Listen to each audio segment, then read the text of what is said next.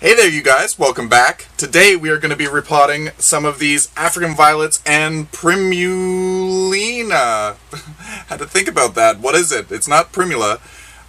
So I'm not going to repot everything, but as you can see, these are the leaf cuttings that I got from Bloom Lovers, and it's been months, and they've all grown and grown beautifully, but it's a self-watering container. There's water in the bottom, but as you can see, they're really getting compacted in there, and some of the leaves are being discolored, and they don't like to be packed together. They like to have their space. So what happens when leaves start to touch each other, they start to go brown, and they just start to rot, and then that's very, very bad. You could get fungal problems and whatnot. So you want to give space wherever possible, good airflow. So let's just get to repotting these. I didn't do it because I was hoping, as I've told you before, I was hoping to take them to the new house and not have to take all kinds of new pots. It's easier to carry it like this. But they're growing so much, I can't wait. So what I've done is I've got some medium size. I guess they're not quite shot glass size. This is a shot glass size. They're the next size up of red Solo cup. They're not the big one, but they're the medium size one. I've cut some holes in the bottom. I don't know whether you're able to see. I've got two cameras going on here. Maybe this one will show better. I've got little holes down in the bottom, and I've also got the string showing through there, and I've pulled the string right through to the top of the cup. And I'm using, as you can see here, I'm using premium African violet soil. This is a peat base, I believe, mixture. African violets like to have a lower pH. They do better that way. Just be sure to repot your African violets maybe once a year. You'll notice that the mix kind of gets a little weird. So just repot them regularly. Anyway, let's get to it. So let's just figure this out. Let's open this up. I know that I'm going to have a root situation here. Here's the capillary mat that the plants are sitting on. That's what wicks up the moisture, and the roots are going to be adhering to that because they want to be close to the moisture too. I can hear the ripping. Ugh, I hate that sound of ripping. So each one of these has labels. Let's poke it up from the bottom. We'll start with this one here. There we go. There's going to be multiple plants within each one. This one is blueberry mint. And I don't know whether you're able to see this, but there's multiple plants in here. There's at least 3 different plants in this particular pot. But I'm not going to divide these out yet. I don't have space. I'm just going to take these and we're going to plant them into the little pot here. So let's just pull a couple out here. This one here is called Bloom Lovers. What is this one? Bloom Lovers Cat. This one here also has about 3 little babies in it. This one looks like a smaller variety. Just put them off to the side here. And let's do this one here. This is another Bloom Lovers exclusive, I guess.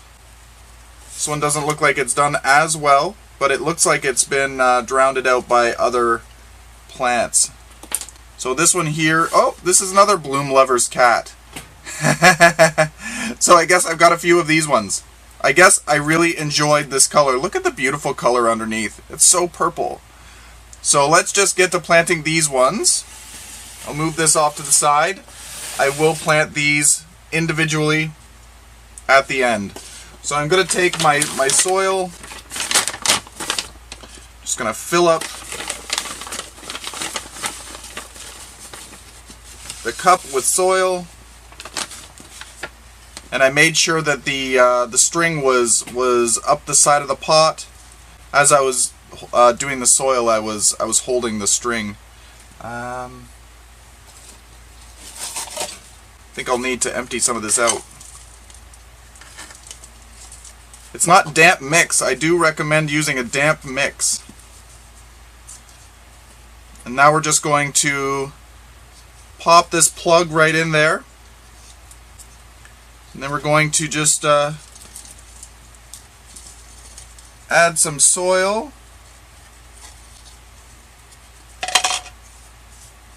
Center it in there as best we can. And also make sure that it's got nice firm contact with the new soil. And we're going to put the label in there. And give us a second, we're going to water those. So I'm holding the string. We'll fill up the pot. Again, I'm making the same mistake. There we go. So we got the string up the side. We're going to do a bloom lover's cat. Alright.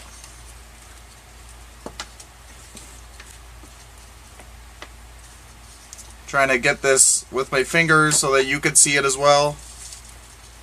I'm just going to throw the soil in there.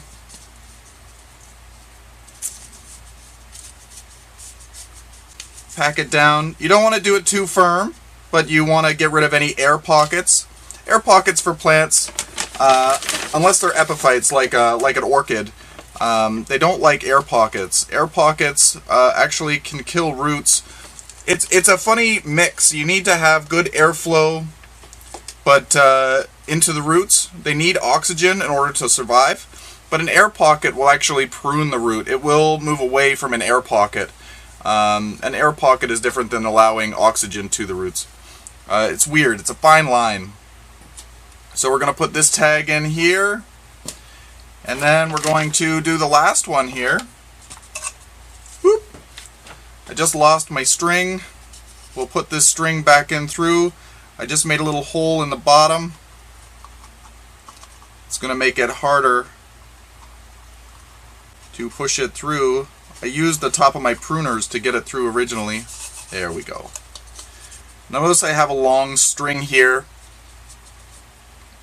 So let's fill it up. This time we're going to do it halfway, because Bill is remembering. And then this one's going to pop in there just like the other ones. They're going to love their new home. They're going to start to grow like wildfire. Poor things, they just needed a little bit of a breath of fresh air. They don't look all that pretty at the moment. Give them a little bit of time. Warmth. They like lower light. Under fluorescent lights is actually quite nice. You don't want to have them directly under the lights. I'm finding that they don't like to be like right below. You want to have the light about 12 inches above the plant, maybe a little bit more, and they grow beautifully. I had some that were about, say, 4 or 5 inches from the bulb, and they just started discoloring really, really quickly. Also, they like to be constantly moist, not wet, but let them dry out slightly between waterings.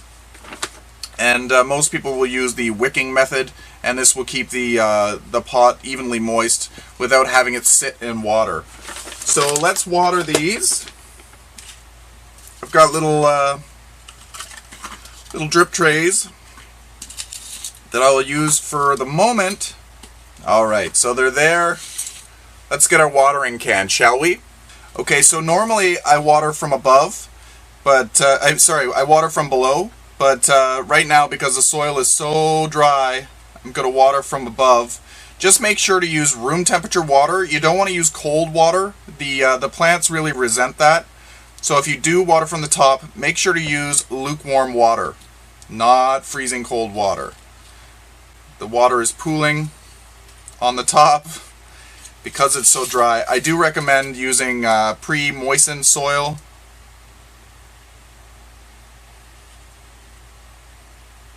This water has been sitting out overnight, just filling up the reservoir as well, because the soil is so dry. The wick will bring it up, but it will take it a few hours to drink that right up. And this one, just being ever so careful. You don't want to cause rot. Oop. Tipping the plant too far so you can see. Alright. So here we go. They're all watered.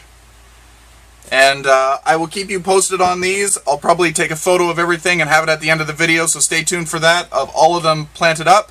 And yeah, join me next time. Happy growing, everyone. Show me your African violets. Maybe you're doing a little bit of a project like this. And I love it. It's so much fun. It's so easy to propagate these plants. What else are you propagating? Are you doing something maybe a little bit different?